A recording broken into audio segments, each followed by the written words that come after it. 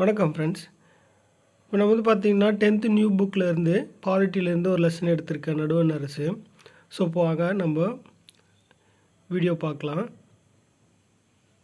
Already இந்த lesson படித்தவங்களுக்கு பார்த்தீங்கன்னா இந்த வீடியோ ரிவிஷன் மாதிரி இருக்கும். ஸோ இப்போ வாங்க நம்ம இன்ஸ் பை இன்ஸாக பார்க்கலாம் வாங்க. ஸோ நடுவண் அரசனுடைய அறிமுகம் பார்க்கலாம். ஸோ இது பார்த்திங்கன்னா இந்திய நாட்டின் உயர்ந்த அரசாங்க அமைப்பு நடுவண் அரசு ஆகும். ஓகேங்களா. ஸோ இதோட தலைமையகம் எங்கே இருக்குன்னா புதுடெல்லியில் இருக்குது. இந்திய அரசியலமைப்பின் பகுதி 5இல் 52 முதல் 78 வரையிலான சட்டப்பிரிவுகள் நடுவண் அரசின் நிர்வாகம் பற்றி குறிப்பிடுது. நிர்வாகம் பற்றி குறிக்கிற ஆக்ட் பார்த்திங்கன்னா பகுதி 5இலிருந்து 52 முதல் 78 வரையிலான நிர்வாகத்தை பற்றி குறிக்கிறது. ஓகேங்களா. ஸோ அதுக்கடுத்து பார்த்திங்கன்னா இந்திய அரசியலமைப்பு உருவாக்கியவர்கள் இந்தியாவின் பரந்த மற்றும் பன்முகத்தன்மை கருத்தில் கொண்டு இந்தியாவின் கூட்டாட்சி முறையிலான அரசை வழங்கியுள்ளனர். ஸோ அதுக்கடுத்து பார்த்திங்கன்னா நடுவண் அரசு அங்கங்களில் 3 அங்கமாக பிரிக்கிறாங்க. நிர்வாகம், சட்டமன்றம், நீதித்துறை. ஓகேங்களா. நிர்வாகன்றது என்னென்னு பார்த்திங்கன்னா குடியரசுத் தலைவர், துணை குடியரசுத் தலைவர், பிரதம அமைச்சரை தலைவராக கொண்டு அமைச்சரவை குழு மற்றும் இந்திய அரசின் தலைமை வழக்கறிஞர் ஆகியோரை உள்ளடக்கியதாகும். ஸோ இது பார்த்திங்கன்னா நிர்வாகத்தை மட்டும் குறிக்குது. ஸோ அதுக்கடுத்து பார்த்திங்கன்னா நடுவண் சட்டமன்றமானது நாடாளுமன்றம் என்று அழைக்கப்படுகிறது. நடுவண் சட்டமன்றம் எப்படி அழைக்கிறாங்கன்னா நாடாளுமன்றம் என்று அழைக்கிறாங்க. இது 2 அவைகளை கொண்டது. அவை மாநிலங்களவை ராஜ்யசபா மற்றும் மக்களவை லோக்சபா.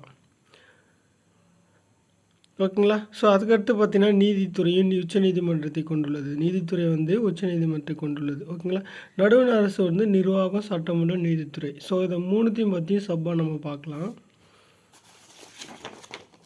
ஸோ நிர்வாகம் பார்த்திங்கன்னா நிர்வாகத்தில் யார் இருப்பாங்களா? இந்திய குடியரசுத் தலைவர், துணை குடியரசுத் தலைவர், பிரதம அமைச்சர் மற்றும் அமைச்சரவை குழு.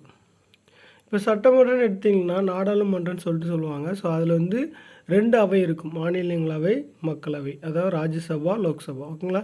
ஸோ இப்போ ராஜ்யசபா பார்த்திங்கன்னா 238 உறுப்பினர்கள் பார்த்திங்கன்னா இந்திய மாநில சட்டமன்றங்களால் தேர்ந்தெடுக்கப்படுவார்கள். அதாவது சட்டமன்றங்களால் தேர்ந்தெடுக்கப்படுவது எத்தனை பேர்னு பார்த்திங்கன்னா 238 உறுப்பினர்கள். ஸோ அதுக்கடுத்து பார்த்திங்கன்னா 12 உறுப்பினர்கள் குடியரசுத் தலைவராக நியமனம் செய்வாங்க. குடியரசுத் தலைவர் எத்தனை உறுப்பினர்கள் நியமனம் செய்வார்னா 12 பேர். ஓகேங்களா. ஸோ இது மாநிலங்களவை, அதாவது ராஜ்யசபா. அதுக்கடுத்து பார்த்திங்கன்னா மக்களவை, லோக்சபா சொல்லுவாங்க. ஸோ இது பார்த்திங்கன்னா 543 உறுப்பினர்கள் மக்களால் தேர்ந்தெடுக்கப்பட்டுவார்கள். ஸோ மக்களால் எவ்வளோ பேர் தேர்ந்தெடுக்கப்படுறாங்கன்னா 543. ஸோ இதிலும் பார்த்திங்கன்னா குடியரசுத் தலைவர் 2 உறுப்பினர்களை சேர்ப்பாங்க. அவங்க யாருன்னு பார்த்திங்கன்னா ஆங்கிலோ இந்தியனாக இருப்பாங்க. ஓகேங்களா. அதுக்கடுத்து பார்த்திங்கன்னா நீதித்துறை. நீதித்துறை பார்த்திங்கன்னா இந்திய உச்சநீதிமன்றம், இந்திய தலைமை நீதிபதி, மற்ற நீதிபதிகள். ஓகேவா. ஓகே ஃப்ரெண்ட்ஸ், இதுக்கப்புறம் பார்த்திங்கன்னா நம்ம அடுத்த வீடியோவில் பார்த்திங்கன்னா ஒவ்வொரு பாயிண்ட்டாகவும் பார்க்கலாம். ஸோ நிர்வாகம், சட்டமன்றம், நீதித்துறை, இது 3த்தையும் இன்ச் பை இன்ச்சாக பார்க்கலாம். ஸோ அடுத்தது பார்த்திங்கன்னா இந்திய குடியரசுத் தலைவர் பற்றி பார்க்கலாம். ஸோ அடுத்த வீடியோவில். Okay, thank you friends. என்னோடய வீடியோ பிடிச்சிருந்தால் லைக் பண்ணுங்கள், ஷேர் பண்ணுங்கள், சப்ஸ்கிரைப் பண்ணுங்கள். Thank you friends.